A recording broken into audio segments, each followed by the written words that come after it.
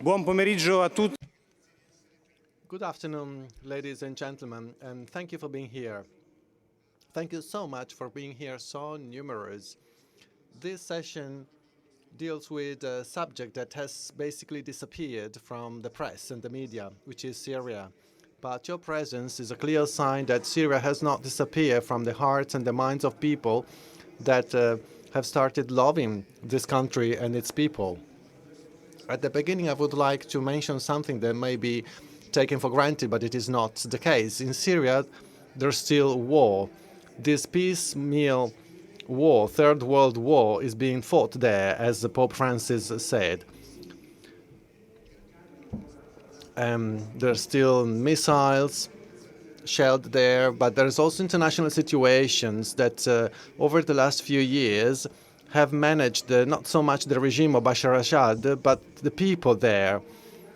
They have few hours with water availability and electricity. There are sanctions that have been imposed with the support of those people that sometimes boast that they help those population in their place of origin. That hurts much more. And this is all the political situation, the international situation that we can read from the press. But there's something extraordinary that in Aleppo has occurred over the last few years. This is the story of a project and of a friendship among the people that we have here on the stage with me, and we're very happy to have them today in the meeting of Rimini. This project is called A Name and a Future. And A Name and a Future is what we would like to give to the thousands of children that are orphans in the martyrdom cities of Syria. Today, during the press conference, our guests said that there might be 30,000 orphans in Syria, children that were born out of violence and that when they were born were already orphans. Aleppo used to be considered like the Middle Eastern Paris, but now there's only a rubble around. The guests that are here today will talk about this project, and I would like to thank them so much for being here, because it was not easy to have them here, and I want to thank them for their friendship and their testimony. I'm going to introduce them.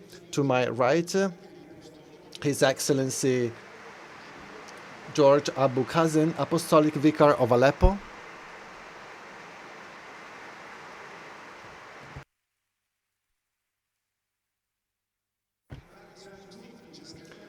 Then we have Father Firas Lutfi, head of the Terra Sancta College and Franciscan Care Center in Aleppo. And Dr. Binan Kayyali, psychologist, who attends to the stories of the children. And then we will be in touch via video conference with Aleppo's Muftì, Dr. Mahmoud Akkam. Unfortunately, he could not make it to be here today with us.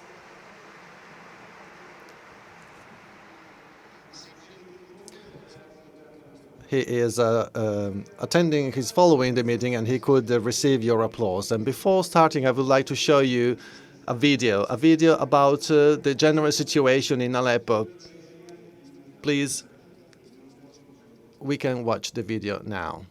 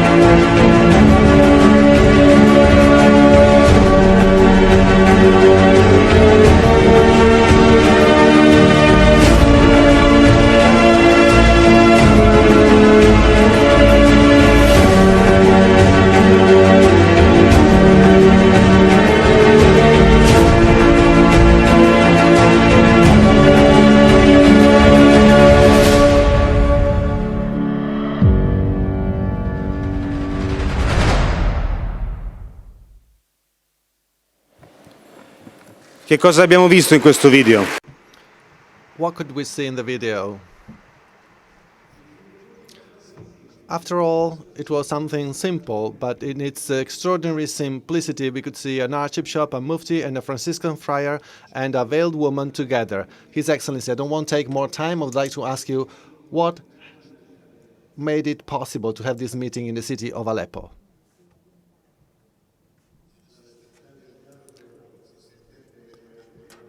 The need for dialogue is urgent. On the 1st of December, 1965, the Council declaration was issued, a declaration of the Church together with the other religions. And not all the people received this with enthusiasm. They said, what is it for? And in addition, this document was issued by a fully Catholic assembly. But then it was clear that there was an urgent need, and this was a really current affair.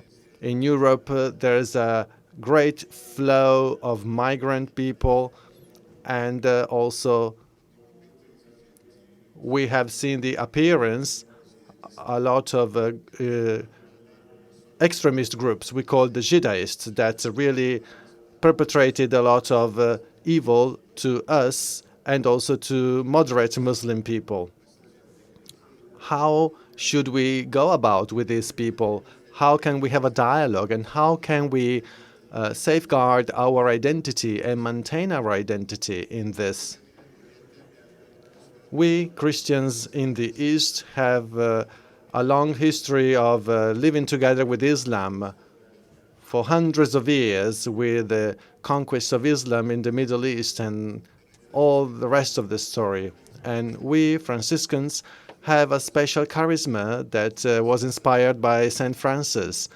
Saint Francis was the first to send friars to other people without faith.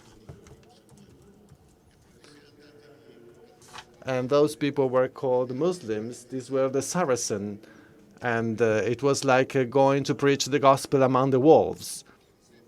But the most prophetic fact was the meeting of St. Francis with the Sultan in 1219. We celebrate now the 800th anniversary of this event. This was not just a prophetic event. It was also an undisputable evidence of the fact that dialogue is much stronger than war. In fact, St. Francis met the Egyptian Sultan Melik al-Kamen, and there were the Crusades, the war of Europe against the Muslims of the East. The European troops drew back, and what was left there was the love for God and for the other brothers and sisters. And the fathers have been there for hundreds of years, serving the population and all the rest. And then Pope Francis also gave his hand to the Muslim world. And in his pastoral visit, some people said, what is it for? Why should the Pope go and visit countries where there's no Christians? However, these visits have produced something important for us, a historic thing. For example, in his visit to Dubai in Abu Dhabi, a document was signed with the Grand Imam. The document on human fraternity was signed there. And for us, this document is extremely important because it states that the term minority is not accepted. All men and women are equal before God and are entitled with the same rights and duties. So this idea of not using the term minority is a great conquest for us Christians and also for all the others, the non-Christians. So we can feel at ease in this great ocean that is so different from us. in Morocco, something is happening. All the verses from the Quran that refer to violence and hatred against the others are being removed from textbooks. And this is so important because one Muslim country is doing this, and so also the other Muslim countries will be encouraged to do this. So that's the strength of dialogue. How do we experience our dialogue in Aleppo? Of course, the Judaist groups such as ISIS and Al-Qaeda were more detrimental to moderate Islam than to Christianity, but it was detrimental to everybody, and we were on the same front line to defend ourselves and to fight against this cancer that is violence and radical positions. So we met together out of a need, of a common need. In the ecumenic dialogue, St. Francis mentioned the blood ecumenism, and with the Muslim people, what we are doing now, we are doing the dialogue of need, the need of men, especially poor men, the violated men, the tortured men, and we try to understand how to serve these men. Everything started in 2013, in 2012.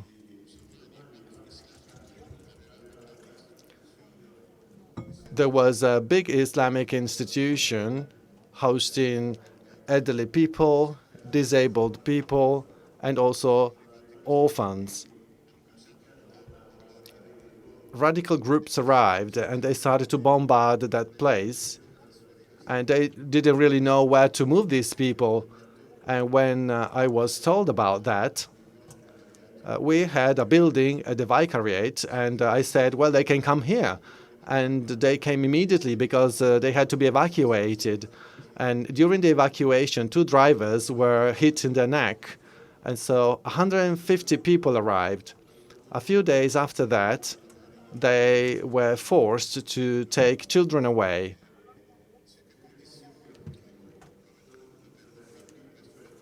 And they wanted to know about the conditions, the rental, and so on. Well, we said, no, this is charity, and we want to do this for you, for your needs. The only condition that I pose you might laugh at this, you do not have to remove any of the signs that we have around. And before, nuns used to live there, so we had a lot of crosses and pictures of saints, and they respected that. And a friendship began. Our meetings, our relationships went beyond the protocol. These are not visits that abide by a protocol, such as during festivities, but we made friendship. And we were having debates with the people, with the Muftì, about a lot of things.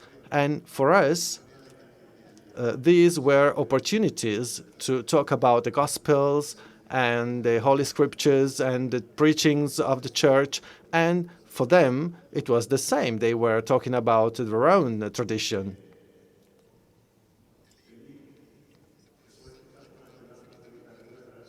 And then, after the war, a big problem emerged. There were a lot of young people without a name and without a house.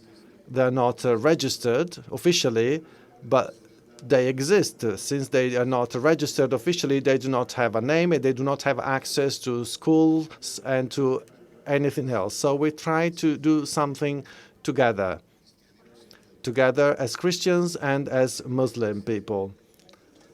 These are the eastern countries, the eastern districts, the district that suffered from most bombardment, most destruction.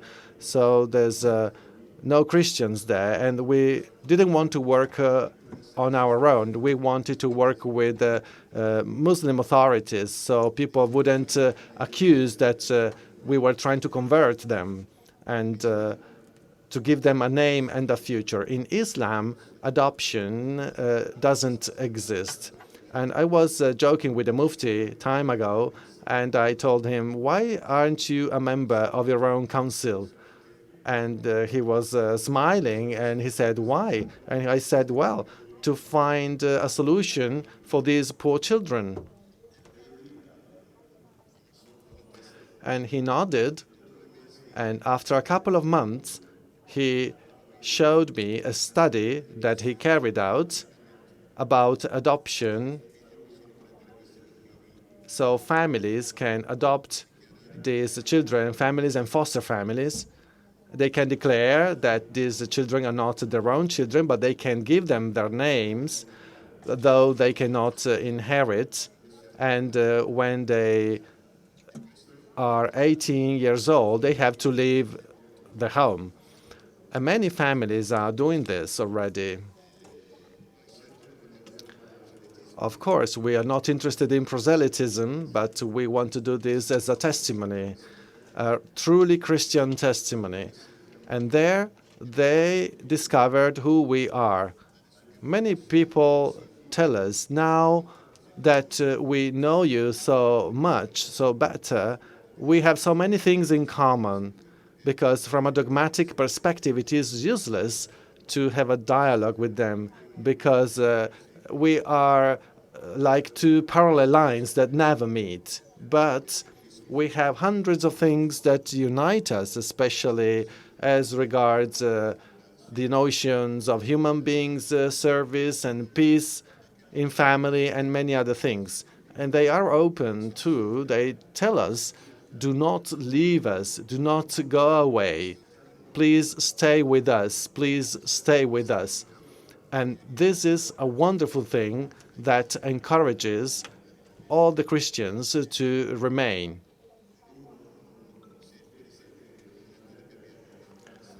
I received a letter, for example, for the condolences, a letter of condolences for a priest who passed away, citing St. Paul, saying,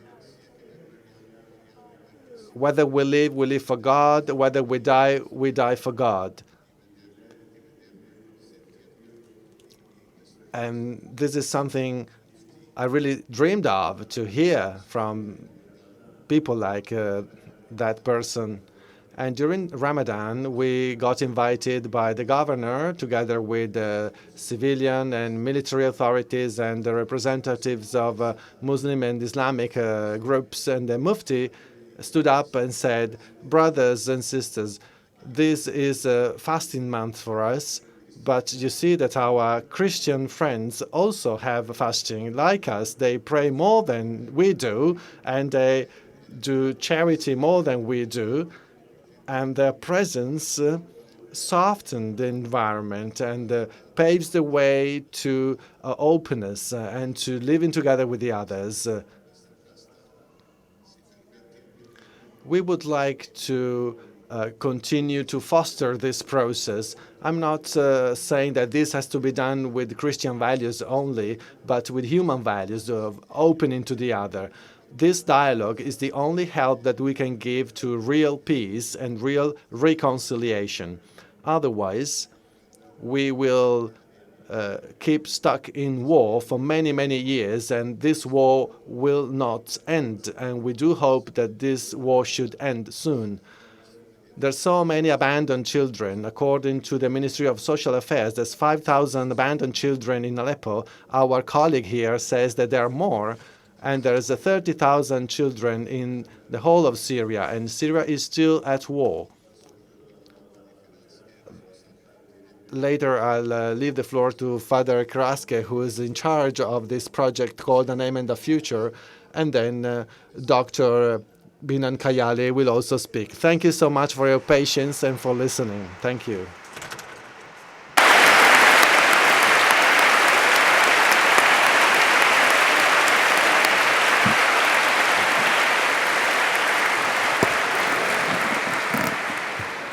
Grazie.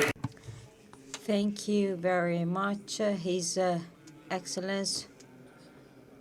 Terrorist groups have done a great deal of harm to moderate Muslims, and Mr. Akkam said it. not long ago. So they damaged relations between fathers and children, and also between and among Muslims. So I'm going to ask the Muftì of Aleppo this question. So the war has damaged relationships among all groups, but how can we then reconstruct these relationships?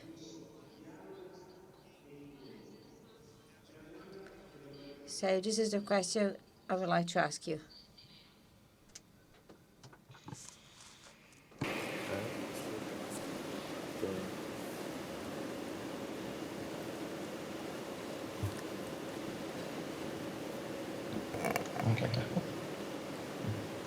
Prego. Bismillahirrahmanirrahim. In the name of the mercy of God.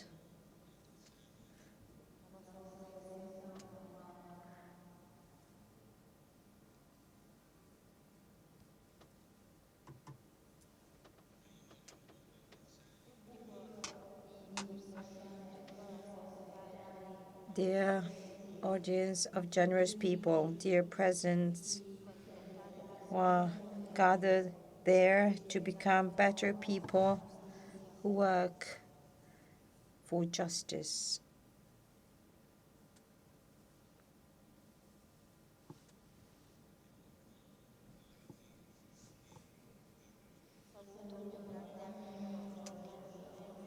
I would like to say hello to my great friend, Mr. Abou Khazen, and also Firas Lutfi. I would like to deal with 3 topics. The first one has to do with extremism as a disease, continuous evil, not only for Islam, but also at religious level, and also at human and humanitarian levels. Before telling you more about the definition of extremism, I have to explain the opposite term. The opposite term of extremism is moderation. Moderation means trying to seriously enforce justice, moderation. So it's a serious attempt of enforcing justice. And justice means giving any man their rights, learning celestial religions, learning to properly use the reason. Moderation means implementing justice and making justice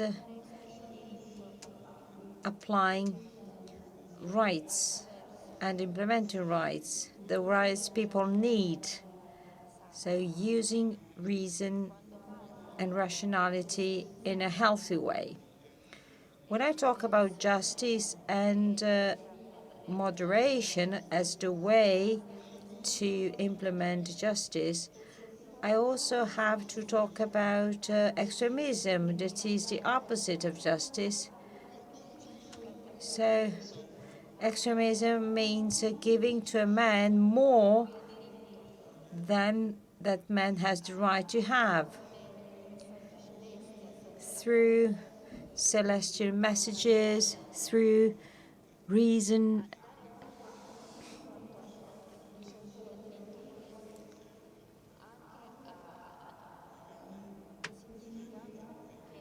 Doing so, giving a person more than what that person has the right to have, of course, I will have 2 parts. A part that will have too much. So, on the one hand, I will somehow do something that goes to the detriment of the second subject. So, that's why this concept is by definition as an unbalanced one. We have to acknowledge instead equal rights, because extremism is about giving a person more than what that person has the right to have. So extremism is a danger not only for Islam but also for any religion and also for any school of thought. Extremism is a great danger for humankind in general because it cancels and distracts the balance on which man relies. Men have to act with balance. They need to acknowledge equal rights for anybody. Men should act equally, acknowledging anybody's rights. So men should acknowledge this. If we acknowledge the rights of the reason, but we forget the rights of the mind and of the body, we become extremists ourselves. I will tell you a story about the Caliph of Islam, and he was a judge, and there were two people quarreling. One was Imam Ali ibn Abi Talib, who has become the prince of believers. Ali ibn Abi Talib had a dispute with a Jew, and a person was asked to settle this dispute, and he told to the Jew, "Come and sit in front of me, because we have to settle your dispute. We have to be fair, so sit in front of me." Then he said to Imam Ali, "Come, Mama Ali, Abul Hassan." He was called Abul Hassan, and he said, "Come and sit in front of me. We have to settle this dispute." The judge has to settle disputes between contendants, and he said, "Come and sit in front of me."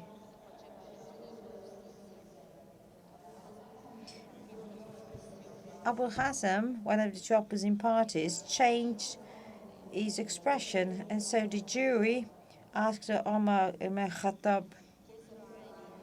And Ali was asked, "Why has your expression changed?" And he said, "Prince of believers, Omar, Khalifa, we have come to you as litigants, as opposing parties. We have come to you because we want you to settle our dispute, and you have to be fair in your words, in your gaze. If you tell the Jew, 'Come and sit in front of me,' well, you ask the Jew to sit in front of you, and then you called me Abu Hassan. Why have you called me Abu Hassan? Abu Hassan is my name, but we used to use these names to honor the person in front of you. Prince of Prophets, Omar, you should have said, 'Ali, come and sit in front of me.' Use my name as you did for the Jews." So extremism is the opposite of moderation, and moderation is a way to implement justice. Extremism is a form of oppression. It's an oppressor because it gives something to a man, an idea, an enemy. It gives more weight than that man or thing should.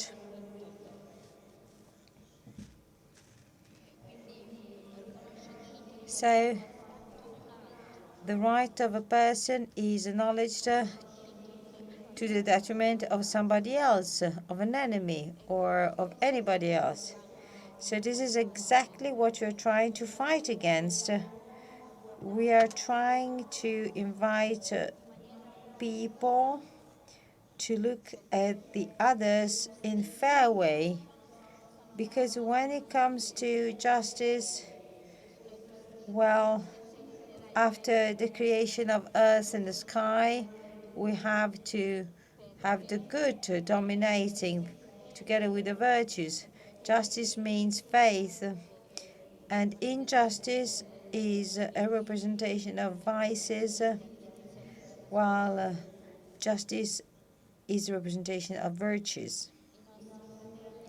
Our brothers who are with you today, my brothers who are with you today, George and Firas Lutfi, well, I heard their moderation that is addressed to Syrian citizens, because it is based on the right to citizenship. So they address Syrians as citizens, because citizenship connects us as people, regardless of religion, of relationship, ties, of nationality. So this is something that we all share. Anybody, Arabs, Christians, and so on and so forth. We are all citizens in Syria, citizens of the same nation, and we do all share the same rights and duties. Citizenship is what is connecting us. We are all citizens. Citizenship is binding us.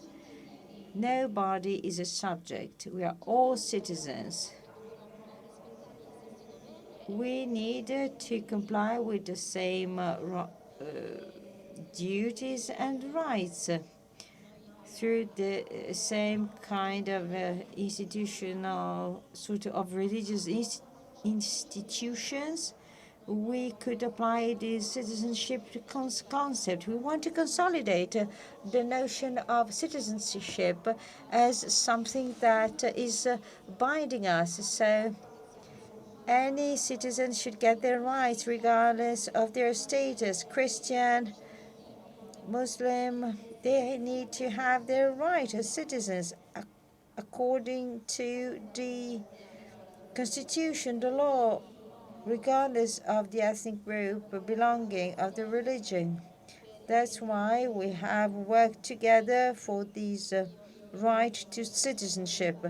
So I would like now to invite George Abou Khazen, and I was with him for a visit for the project Name a Future. And we were working together to reaffirm the concept of citizenship that is based on two key concepts. On the one hand, helping citizens, and on the other, to guarantee, the protection of citizens. And also we try to cooperate to enforce social justice that is going to make us all equal. We want to live together in a decent way, and there is no doubt about the need to do so. The third topic I would tell you more about is the following. In particular, this is a message for European citizens, but also for citizens from all over the world that live in a country that is different from their country of origin. I also address, for instance, Muslims living in Switzerland, and I told them, so Switzerland has become to you a homeland. You have to live here as faithful citizens. You need to be faithful to your new homeland, and your new homeland is Switzerland. And the same applies to Muslims in Italy. So Muslim who live in Italy.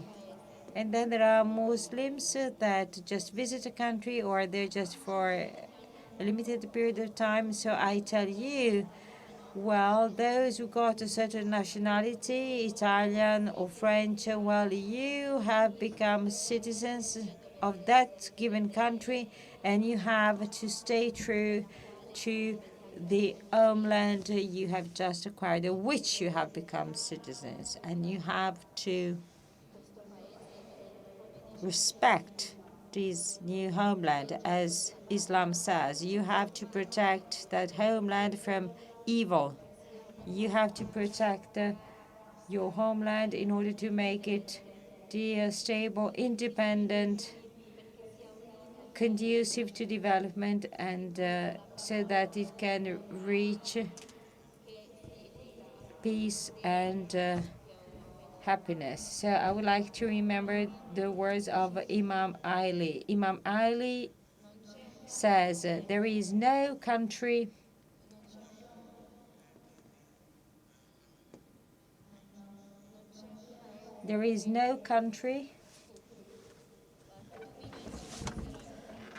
regardless of that country, Italy, France, Switzerland,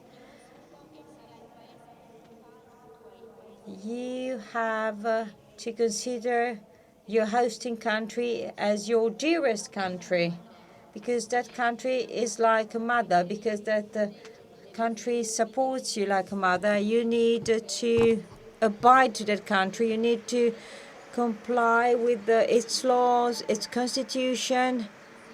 You have to live in security, and you need to have a fair and moderate in that country.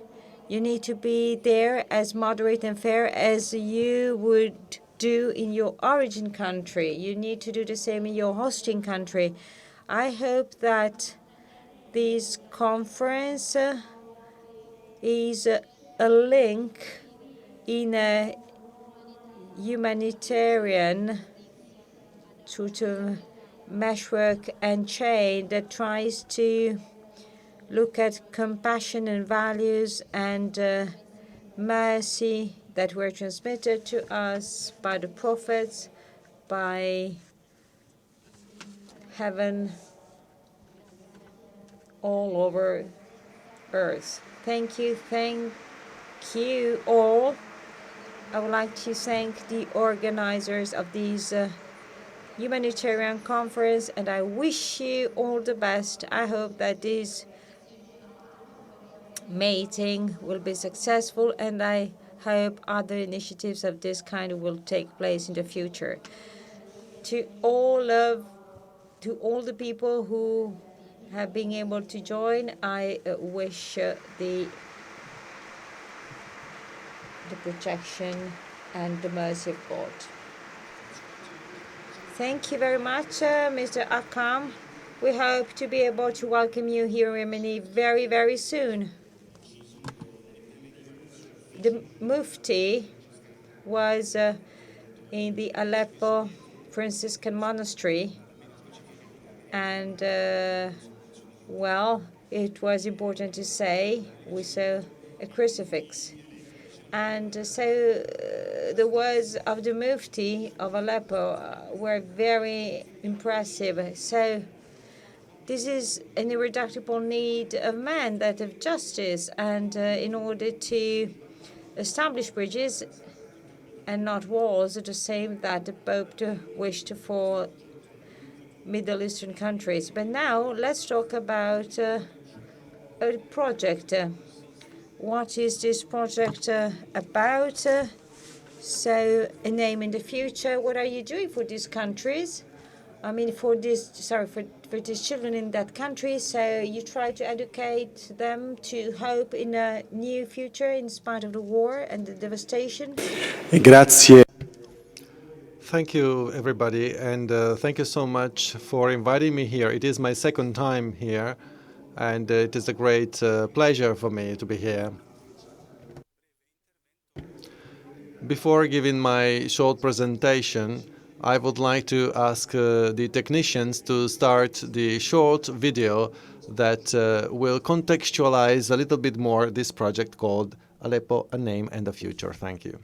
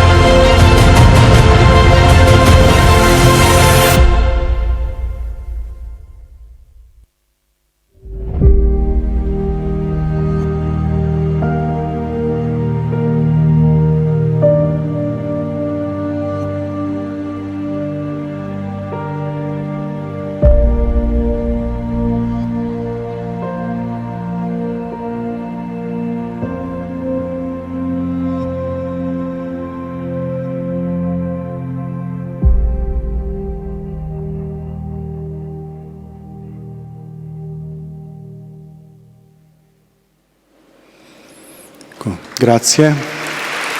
Thank you.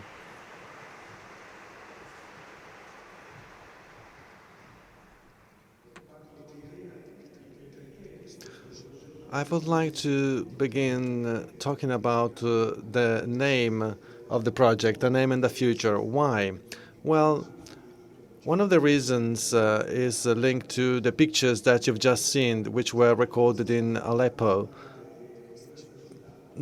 There's not many news about Aleppo nowadays, but some time ago, according to the United Nations, Aleppo was the most dangerous city in the world. There was no section, no district of the city that was considered 100% safe. This city stands next to the most beautiful and the most ancient historical heritage that unfortunately was destroyed. And there's so many people that are suffering there. These people live in the periphery of human conditions, and you could see all the collapsed houses as a result of the war.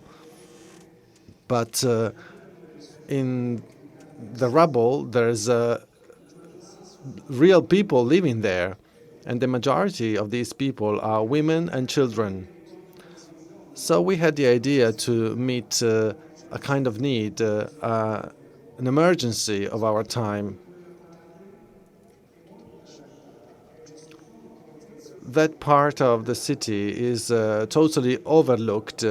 There's no organizations there. Many NGOs were present during the war, but when the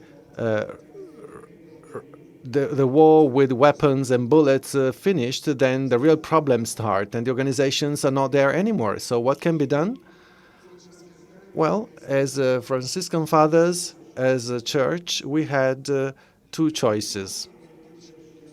The first choice was to withdraw into isolation and stay within our own world and say, well, that reality is not relevant to us. They're all Muslim people. I don't want to be in touch with that reality. What can I do in such a big amount of problems? But then there's a second choice. That's the one we made. And it's the will to take a risk and to meet the other. And the energy that we had to do this was the Good Samaritan energy. In Luke 10, there is this beautiful episode where Jesus explains to a Pharisee who is the other. And there is reference to a man who's been wounded and he's almost dying. And many people walk by. And the Samaritan that is different from his own race and creed saw that man and felt compassion and had mercy. That's the starting point that pushed us to move from our convent, our religious setting in the Christian setting towards another reality. But to be honest, I felt that a big heritage was in my hands, and that encouraged me. And as His Excellency Monsignor George said before, we have 800 years of history between a Catholic Christian called Francis and a Muslim called Khalek Milkanik. And I considered this meeting as a cornerstone of our apostolic work and our presence in that abandoned district of the city. But then there was another kind of encouragement, an equally beautiful cornerstone, an encouraging cornerstone, and that was the meeting between Archbishop George and the Grand Muftì of Aleppo, Mahmoud Akkam, that we've just listened to through the video conference, and he was in a Franciscan convent. So what are we doing there now? There is a very serious problem in the terrible situation of Syria, and this problem is that there are so many children that are not officially registered. These children are the children of ad hoc couples, marriages between foreign fighters and members of the Syrian army. There's 30,000 children there, but since the jihadists were present for many years there were many, many children that were born out of that presence. But there is an issue there. There is a situation. Those children exist, but not for official records. And that's a challenge, as the Archbishop said.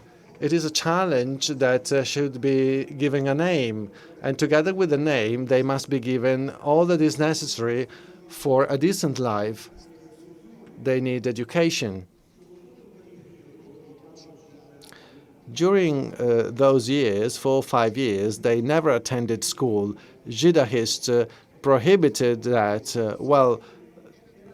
In fact, the only source of education was the verses that the jihadists used as the word of God. But in fact, it was just pushed towards hatred and to kill the other.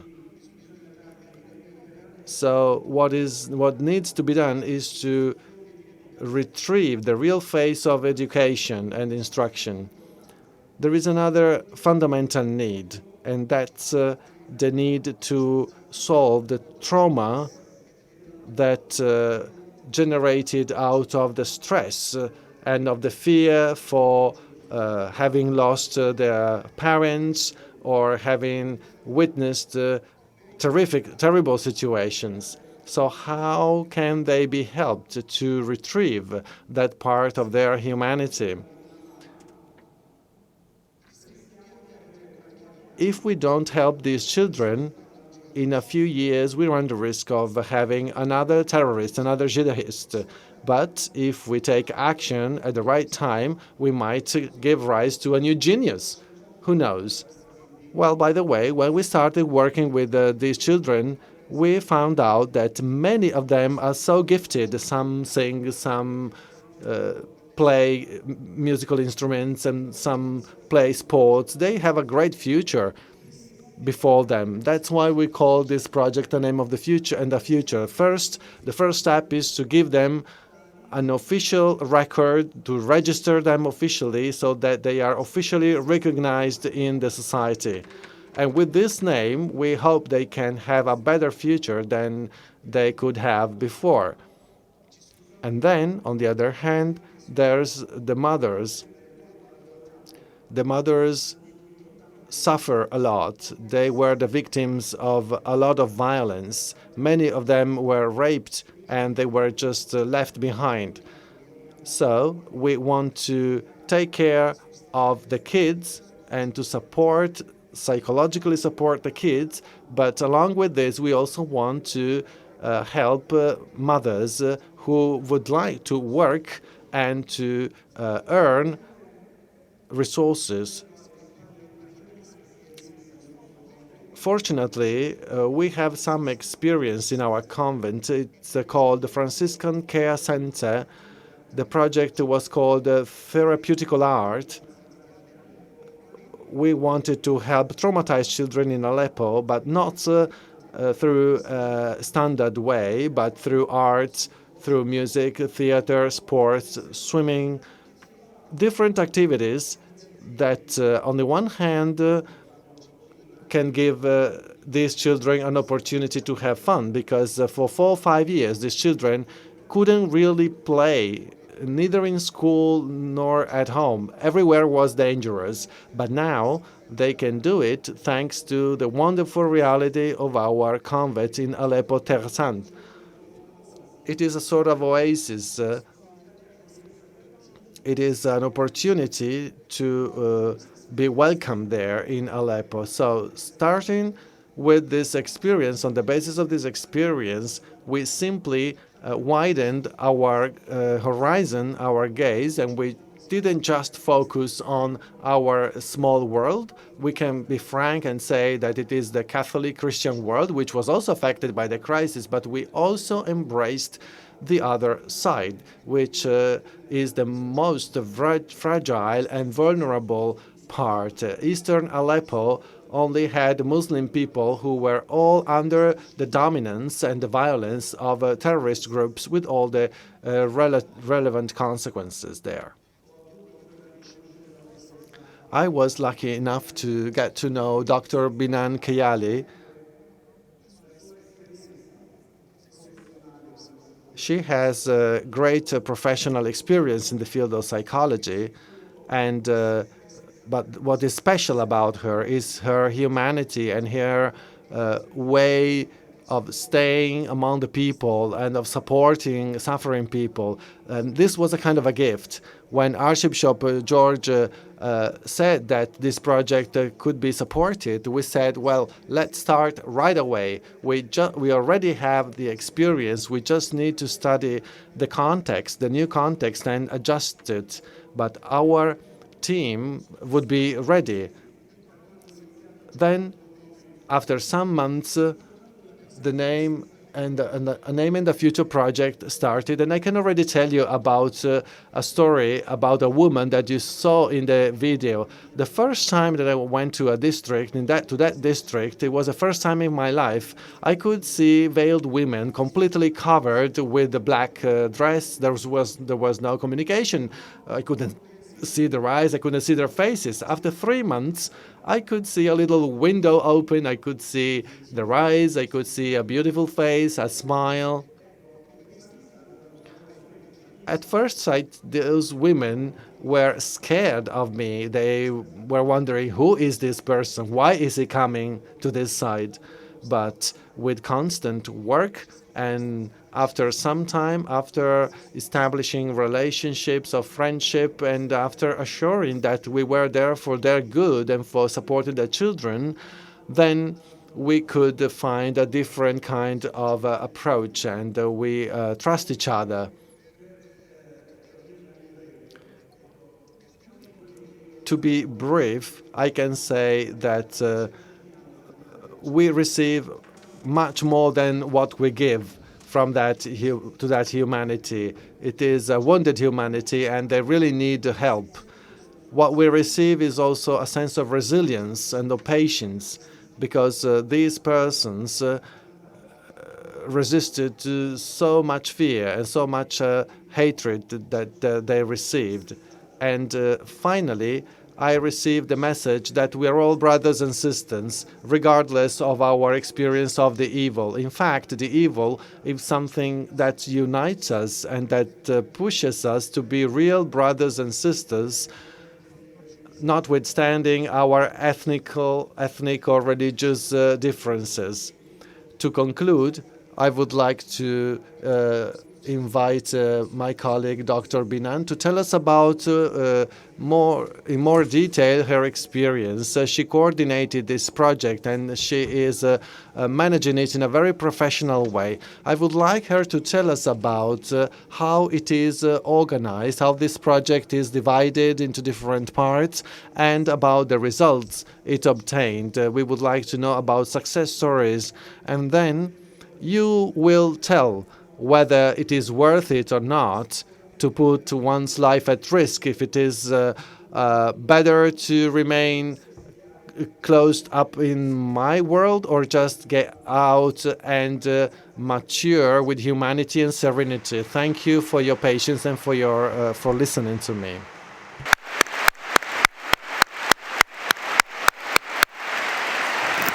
Grazie, Padre Firas. Thank you very much, Father Firas. And now, let's listen to this Muslim psychologist who works in a Franciscan center and takes care of these children who, first of all, need to have hope. So, again, this is another shared element. Thank you very much. The floor is yours. Good evening, and thank you. I'm very happy to be here in such a nice place. I'm happy to have this great opportunity in front of this audience to share my war experience with you. The war we heard about is a war that has brought about so much devastation and destruction. It's the very same war that was conveyed by the media. Unfortunately, no camera was able to convey and show to what extent destruction has destroyed the people who were there, especially children. Nobody has been able to convey the level of psychological damage they went through. I mean, nobody has been able to show the level of loss, the depth of material and spiritual loss they experienced. The war destroyed most trees. The war destroyed much more than that. It destroyed the mental life of people, years of their lives, their personality. War has destroyed their ambitions and hopes. In spite of having dreams, well, every children has no specific dream of growing up. Instead, their dreams are about basic needs, to simply have something to eat and to be able to survive. Many, many women have lost their husbands, mothers, children who were healed and that lost their names because of the war, because of the crisis we went through. Unfortunately, the children had to start to work, so child labor has started, and many of them were forced to drop out of school and to stop their education. Violence took different shapes, especially sexual violence and rapes. Unfortunately, all perpetrated kinds of violence, perpetrated also in households, have a deep impact on children. The pain suffered by these children was not just a bodily pain for having lost limbs or being maimed or having lost a leg or a hand, but they equally suffered from psychological pain. Depression has become very much widespread, anxiety issues, psychological diseases, and problems of incontinence, speech languages, speech disorders, problems in expressing themselves through the language, suicidal sort of tendencies also among children have become a growing phenomenon. This situation somehow urged us to take action in order to do something for these people. Well, experts were convinced that these children cannot be treated during the war. Treatment and therapies need to be carried out after the war because then they will be more effective. Psychological traumas and their effects will fully come up to the surface after the end of the bombings. From this point of view, we have started to design these projects Aleppo, a name and a future. Well, this project stems from a specific social need,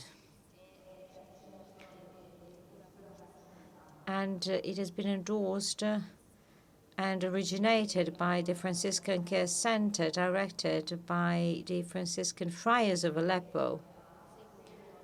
And the main goal is very, very important. In other words, reconstructed man and encouraging peaceful cohabitation. I'm very happy to be able to thank them from here today. And most of all, I want to thank George Abou Khazen and Father Firas Lutfi. Thank you very much indeed.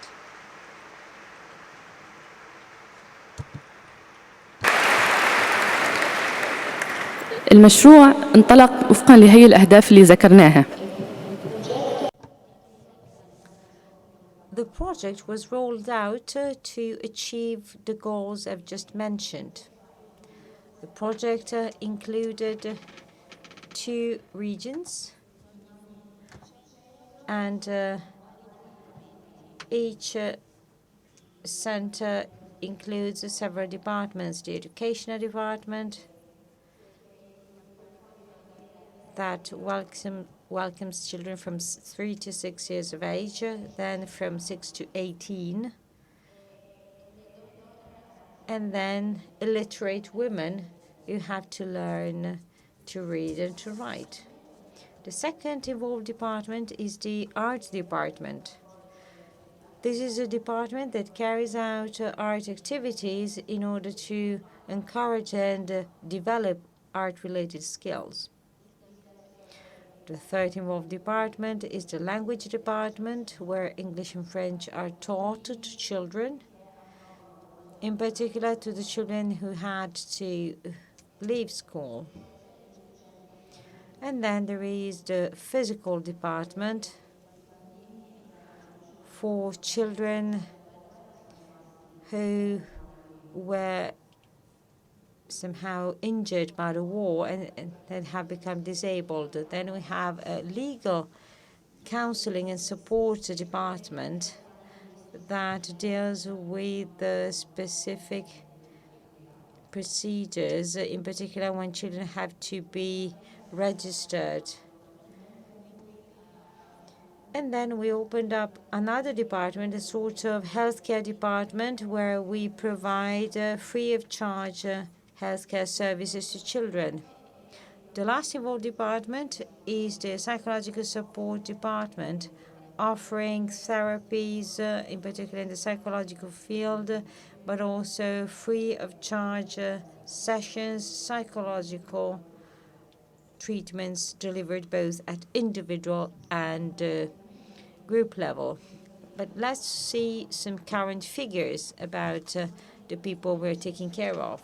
In each center, there are 400 women,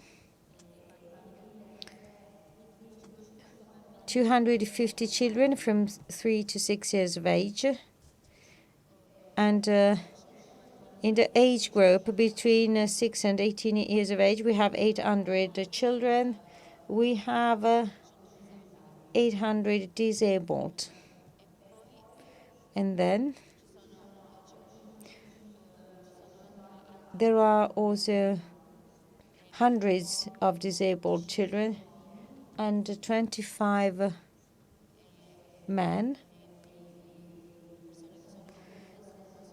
And the hospital is now welcoming 230 people. So this is the snapshot. When it comes to the psychological consulting department, we have totally 450 people, including women and children. Let's see now some drawings made by these children. Here we're going to see a lot of negativity expressed, but let's see how they were able to be treated through art therapy. Let's start from this drawing. This drawing depicts something specific, and it was made by a little girl who was so afraid by bombings, and she tried to protect her little brothers and her toys under a table. Here we see the little girl that tries to protect equally her book and pen under the table because she really wanted to keep going to school. This little girl had to abandon school.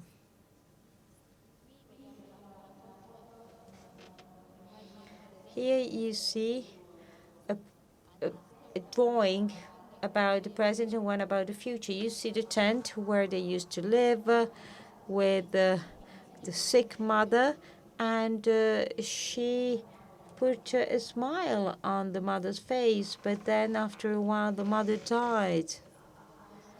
And so the little girl left the smile on her face because she wanted to remember that trait of her mother of being smiling. But when we asked her to make a drawing about the present, she wrote first of all 2018 as a date, and then she drew a broken heart and a crying son. Here we have a drawing by a boy instead. This boy had a dream to become a violin player. Unfortunately, as to a drawing depicting the future, he simply drew the book stand, and because he thought he would die before making his dream come true. This drawing was made by another boy who drew all the weapons he had tried. He has also drawn ambulance, a red helicopter, as well as several weapons that you can see on the picture.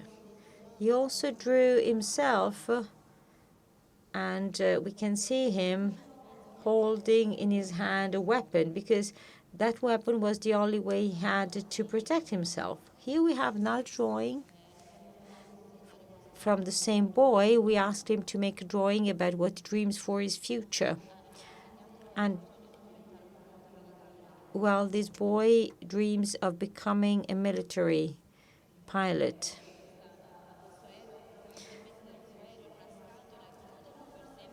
And he wanted then to become so, to put the plane in a glass box so that the plane would not destroy anything any longer.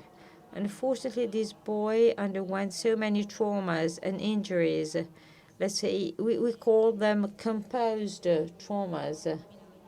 And he underwent many threats. So he underwent composite trauma. He was also sexually abused. This drawing, if seen from an art point of view, is quite creative as a form of expression.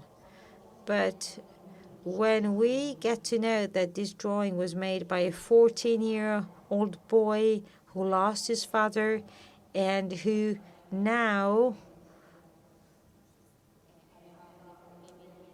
is going through personality stability issues. We asked him, what's the part of your house that you like the most? And he said that he loved to sleep on a sofa, on the couch, with his weapon lying upon him, because he needed to somehow keep an eye on any possible form of threat. Then we asked another boy to draw his favorite place at home, and he drew the bathroom. So, water closet, but also, well, this could be another sanitary element in the bathroom. Well, this child was starting to develop depression. And let's see other drawings, always made by children, and let's see the so-called before and after the treatment they received. Let's have a look at the drawings. We can project them. I'm sorry, not this one. This is not the right slide.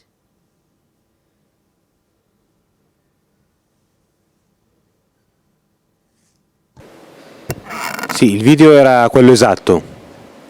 Possiamo rimandarlo?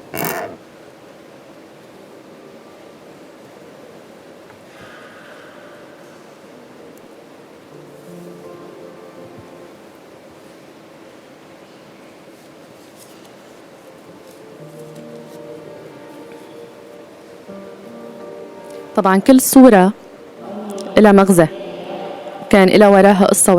Each drawing hides a story.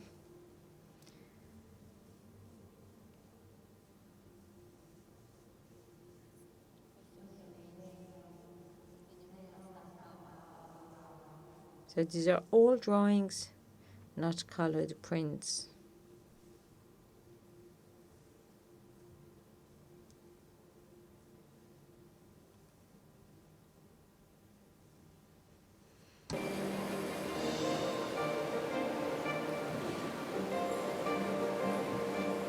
يمكن نشوف بطريقة الحفر على الألوان قد إيه.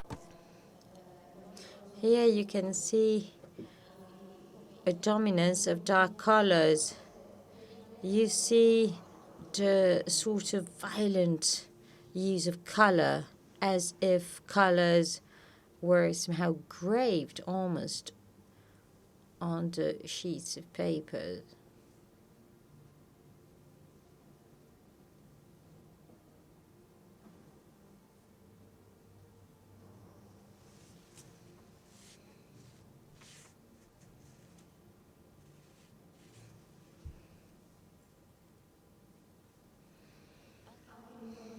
Even the way of coloring shows the high level of psychological damage.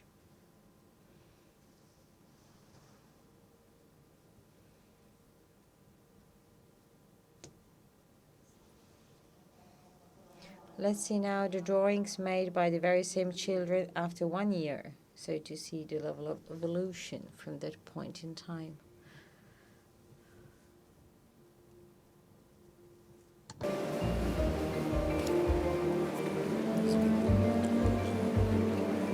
Yes.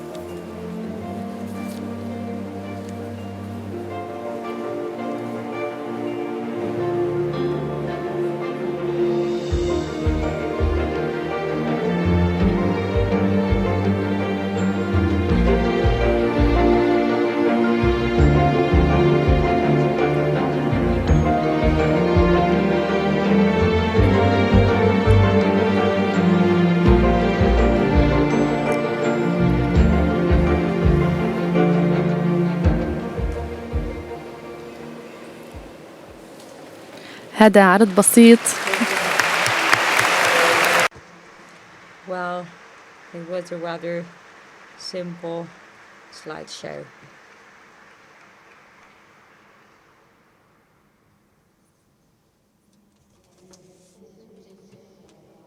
The success stories we came across are several.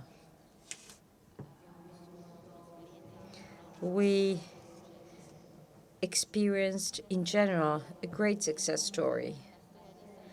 But now, let's have a look at a specific story, the story of Sahid and his mother, how everything started and how we were able to help this woman. Let's see now the presentation about the success stories.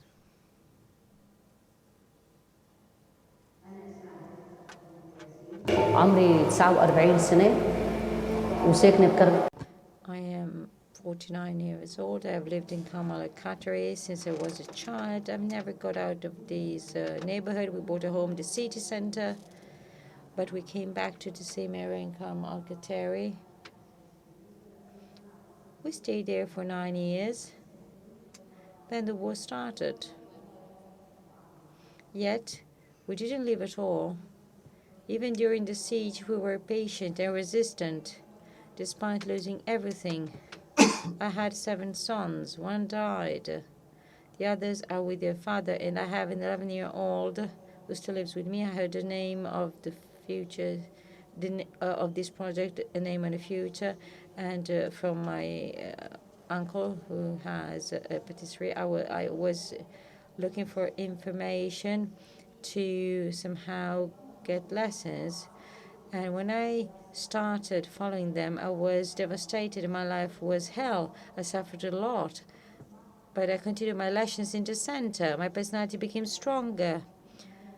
It always had been my dream to learn how to read and write,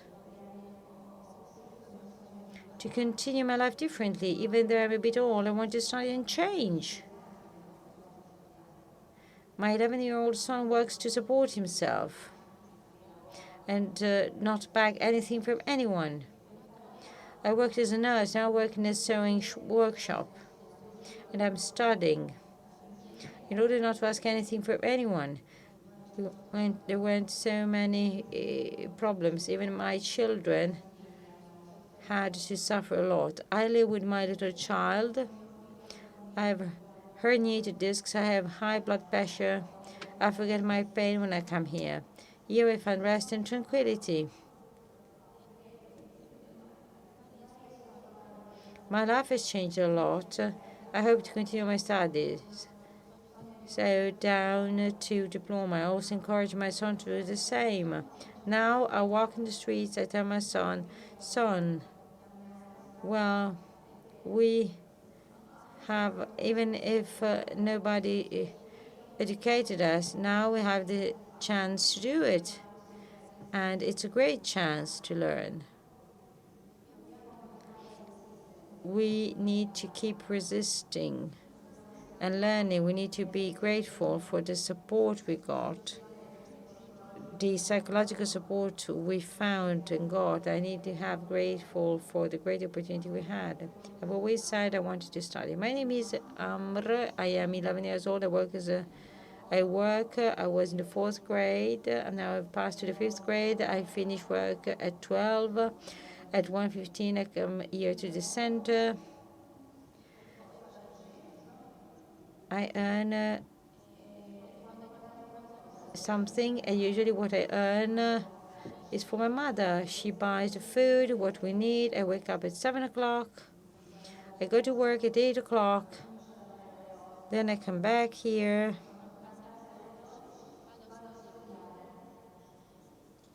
When I grow, I dream of becoming a lawyer to help people, the needy and the poor.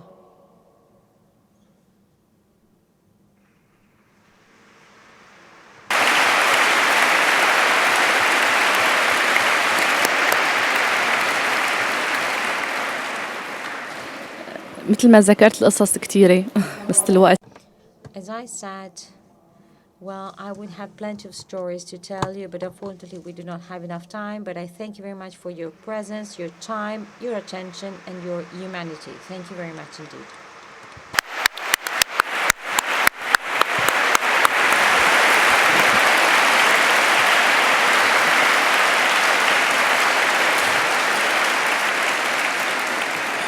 Dopo l'incontro After today's session, I think that the priority for Syria now is to reconstruct the most important temple that has been destroyed over these 8 years of war. Man, I mean, the military may win wars, but I mean, reconstructing peace is a daily job. It's about encounters, it's about education, and something is possible. We have seen it here today. I was so touched and moved. It was beautiful to listen to voices of both Christians and Muslims, but essentially people that got together to do something for the Syrian people. Maybe it's just something extremely little, but so precious. We need to help those children from Syria, and it is essential to help them. You found a leaflet on your chairs that explains a bit in a recapped way what we have said today. You will find plenty of contact details if you want to support this center. And so I would like to thank all of our speakers, Mr. Abou Khazen, Father Lutfi, the Muftì of Aleppo, Mrs. Kayyali, and again we hope to have soon the Muftì of Aleppo here in Rimini.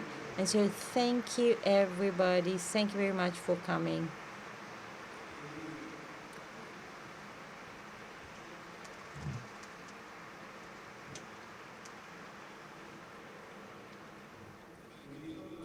And last but not least, everything you have enjoyed so far is given for free. It's offered by the meeting. So please donate now and do it in the specific red-hearted fundraising station. Thank you for having been so many for this session on Aleppo. It means that people still think with a lot of passion about this place. So thank you very much.